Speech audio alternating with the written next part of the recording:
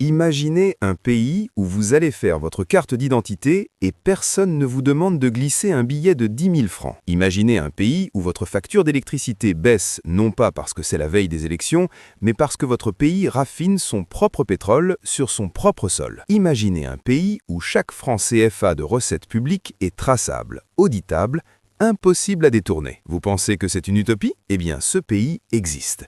Il s'appelle le Sénégal. Et ce qui s'est passé ces 20 dernières heures va vous prouver que la révolution silencieuse menée par Ousmane Sonko est peut-être la transformation la plus intelligente qu'un pays africain ait jamais connue. Ce matin, à 9 heures précises, le ministre de l'économie numérique, agissant sous instruction directe du Premier ministre Ousmane Sonko, a dévoyé au monde la plateforme GouffTech 2026. Et quand je dis au monde, je pèse mes mots.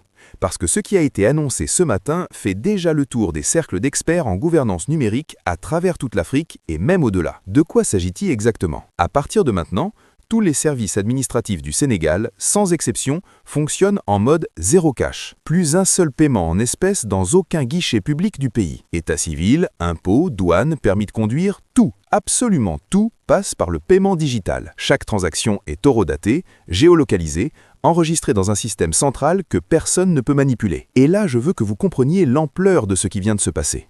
Parce que les médias traditionnels vont probablement traiter ça comme une petite réforme technique, mais c'est tout sauf ça. C'est un séisme. Pendant des décennies, la petite corruption a été le cancer de l'administration sénégalaise. Vous voulez un extrait de naissance? 5 000 francs par-ci. Un certificat de résidence? 10 000 francs par-là. Votre dossier traîne aux impôts? 20 000 francs et ça avance. Ce système pourri a volé des milliards et des milliards de francs CFA aux Sénégalais. Pas les milliards des grands scandales dont on parle dans les journaux, non. Les milliards silencieux, invisibles, ceux que les citoyens ordinaires, les mères de famille, les petits commerçants, les étudiants payaient chaque jour pour des services qui auraient dû être gratuits ou dont le coût officiel était 10 fois inférieur à ce qu'on leur demandait. Les régimes précédents le savaient. Abdoulaye Wade le savait, Macky Sall le savait. Et qu'est-ce qu'ils ont fait? Ils ont créé des commissions, ils ont fait des discours, ils ont arrêté un fonctionnaire de temps en temps pour faire la une des journaux.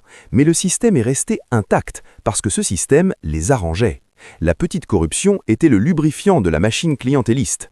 Tu fermes les yeux sur les 10 000 francs du guichetier, et en échange, le guichetier mobilise son quartier pour le parti au pouvoir le jour du scrutin.